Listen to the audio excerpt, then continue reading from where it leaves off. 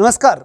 आज हम चर्चा करेंगे भारत और ईरान के हाल ही के दिनों के संबंधों के ऊपर और एक महत्वपूर्ण बैठक जिसके कारण से न केवल पाकिस्तान बल्कि चीन, रूस, अमेरिका सब बड़े स्तर पर चिंतित हैं और एक इतनी महत्वपूर्ण बैठक जिससे हम सीधे डायरेक्टली इन सभी सत्ताओं को, इन सभी शक्तियों को भारत जो है वो डायरेक्टली चुनौती देने की स्थिति में पहुंच सकता है और एक बड़ी रणनीतिक रूप में जो है इस चीज़ का उपयोग किया जा सकता है।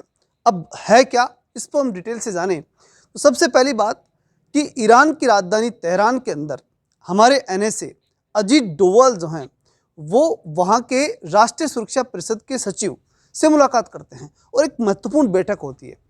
और ये बैठक जो है वो ज़्यादा महत्वपूर्ण इसलिए हो जाती है कि हाल ही के दिनों में भारत पाकिस्तान के संबंध रहे जिसमें चीन का इन्वॉल्वमेंट था, अमेरिका का इन्वॉल्वमेंट था, ये सारी चीज़ें जो दिखाई दी। हालांकि ये सब इन्वॉल्वमेंट धरे रह गए। भारत ने अपनी ताकत दिखा दी और पूरी दुनिया के सामने स्पष्ट कर दिया कि भारत अपने लिए गए टारगेट को अपने स्तर पर अपनी शर्तों पे पूरा कर सकता है, इसमें कोई संदेह नहीं। लेकिन जो महत्वपूर्ण रणनीति जो अब दिखाई दे रही है वो प्रोएक्टिव है, यानी अब केवल ये एक्टिव नहीं रहेंगे, हम अपनी सुरक्षा तक नहीं रहेंगे बल्कि एक्शन बड़े लेवल पर करेंगे और हम अपनी सुरक्षा की बात अगले 2 कदम और चलेंगे। ये इस प्रकार की स्पष्ट रणनीति इसके माध्यम से दिखाई देती है। अब हुआ क्या इसमें? सबसे पहली बात कि इस बैठक के अंदर जो 4-5 महत्वपूर्ण विषय रखे गए उसमें पूरी तरह से ये तय किया गया कि पाकिस्तान भविष्य में पूरी तरह से जकड़ जाए और वो भी ईरान, अफगानिस्तान और भारत के बीच में। कैसे? तो सबसे बड़ी बात थी कि आज तक पाकिस्तान ये कहता आया है कि हमारे पास ग्वादर पोर्ट है और चाइना उसके अंदर इन्वेस्ट कर रहा है, तो चाइना पीओके का इस्तेमाल करते हुए और ग्वादर पोर्ट का डेवलपमेंट करके और फिर जो है वो अरब सागर के ऊपर कंट्रोल करना चाहता है। ये साफ साफ हमें दिखाई दे रहा था। हमने भी इसकी जो है काट देखते हुए, इसका विरोध करते हुए, ये कैसे कि एक डिप्लोमेटिक रूप से हमने भी ईरान के चाबहार पोर्ट के ऊपर, जो ईरान का चाबहार पोर्ट है, उस पर हमने पूरा इन्वेस्टमेंट शुरू कर दिया था बहुत पहले से। अब उस चीज़ के ऊपर हमने बड़ी तीव्र गति से काम करने का विचार बना लिया।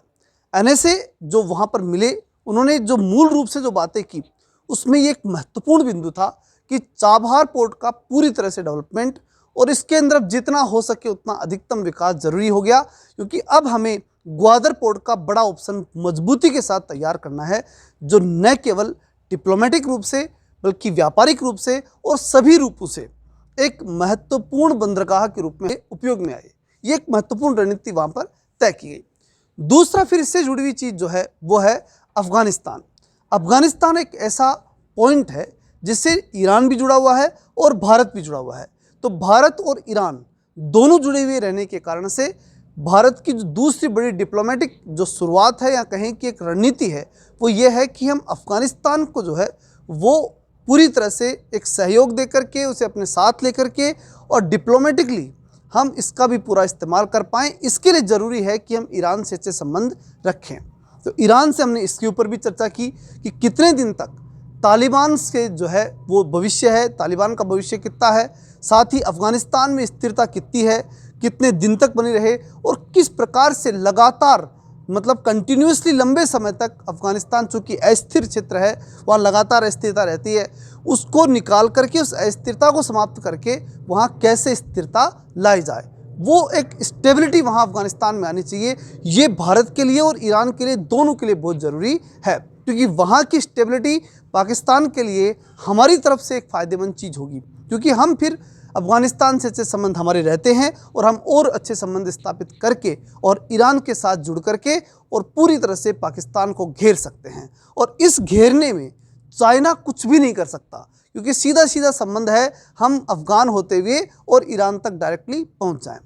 और उसके रूप में एक सबसे बड़ी जीत हमारी होती है व्यापारिक रूप से भी, कि हमारे जितने भी सामान हैं या कहीं कि हम जितना भी कुछ प्रोडक्ट करते हैं वो अगर हम इंटरनेशनली और जो मध्य एशिया में अगर हम पहुंचाना चाहते हैं तो सीधा सीधा रास्ता है हमारे से सीधा अफगानिस्तान, अफगानिस्तान से जो है ईरान और चाबहार पोर्ट और वहाँ से फिर पूरे जो मध्य एशिया है वहाँ तक हम अपनी पकड़ स्थापित कर सकते हैं। खाड़ी देशों के अंदर हम अपनी पकड़ स्थापित कर सकते हैं। ये एक बड़ी रणनीतिक रूप से एक जो है योजना बनेगी।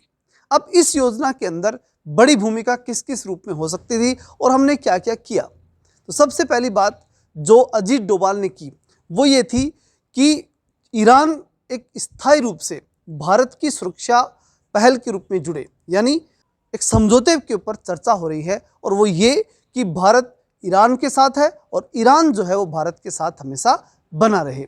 इस प्रकार के डिप्लोमेटिक रूप से हमने उससे चर्चा शुरू की। नंबर 1।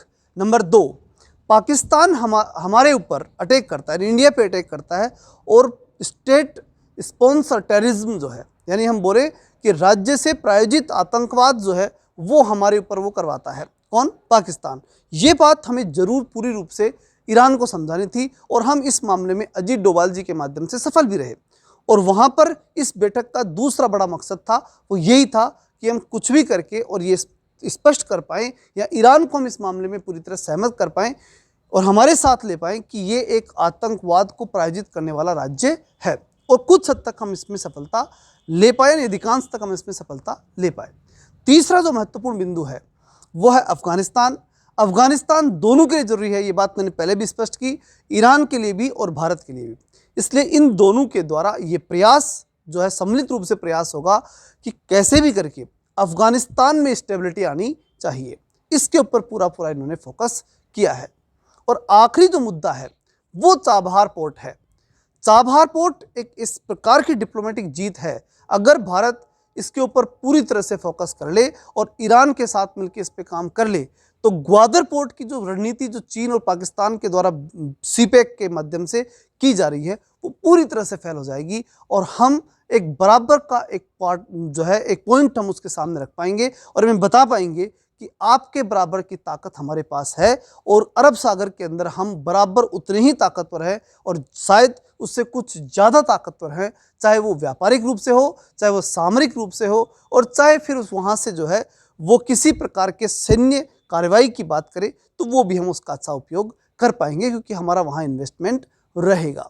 ये सारी चीज़ें जो हैं, इन सब चीज़ों के करने से जो महाशक्तियों पर असर पड़ता है वो भी बड़ा महत्वपूर्ण है, क्योंकि रूस और अमेरिका हमेशा ये चाहते हैं कि हम इन सब देशों, क्योंकि रूस का संबंध अफगानिस्तान से रहता है, वो हमेशा अफगानिस्तान के अंदर अपना हस्तक्षेप करता आया है, तो उसके लिए फिर एक प्रकार से अपना एक एरिया छूटता हुआ दिखाई दे रहा है कि ईरान और भारत अफगानिस्तान को एक तरह से अपने अंडर में ले लेंगे या कहीं कि अपने साथ ले लेंगे, तो फिर रूस की रणनीति या रूस की पॉलिटिक्स जो जियो पॉलिटिक्स है वो वहाँ पे काम नहीं कर पाएगी। इसी प्रकार से अमेरिका इस प्रकार से हतोत्साहित है कि यदि भारत, ईरान और अफगानिस्तान मिलकर के एक रूट बन जाता है तो वो पूरे खाड़ी देश और मध्य एशिया तक पहुंच जाएंगे और जब ऐसा लगभग हो चुका होगा तो फिर ऐसी स्थिति के अंदर व्यापारिक रूप से या कहें कि जो इकोनॉमिक रूप से जो इनका डेवलपमेंट है वो फिर पूरी तरह से अमेरिका पर आश्रित हो, ऐसा बिल्कुल भी नहीं रहेगा।